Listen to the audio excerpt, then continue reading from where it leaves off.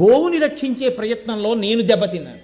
నా దుఃఖానికి కారణము నువ్వు అయ్యావు కాబట్టి పిశాచో భవ దుర్బుద్ధే, నువ్వు పిశాచమగుదువుగాక, పిశాచమై తిరుగు అన్నాడు.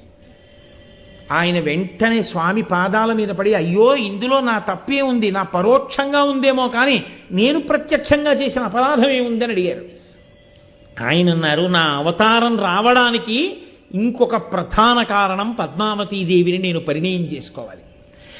ఆ పద్మావతీదేవిని పరిణయం చేసుకునేటప్పుడు నాకు కృష్ణావతారంలో ఉన్నటువంటి తల్లి యశోద ఇక్కడ వకుళమాతగా ఆ పద్మావతి పరిణయ సమయంలో నాకు మామగారు ఆకాశరాజు గారు శుక్రవారం నాటి సాయంకాలం వేళ నా తల మీద కిరీటం పెడతారు. ఆ కిరీటం పెట్టినప్పుడు నా కళ్ళల్లోంచి ఆనంద భాష్పాలు వస్తాయి. నా కళ్ళల్లోంచి ఆనంద భాష్పాలు వచ్చినప్పుడు నువ్వు మనశ్శాంతిని పొందుతావు. అప్పటి వరకు నువ్వు పిశాచమై తిరుగుతూ ఉండన్నారు. ఆ పిశాచ రూపం పొంది తిరిగినటువంటి రాజే తరువాతి కాలంలో స్వామి పుష్కరిణిలో స్నానం చేశాడు.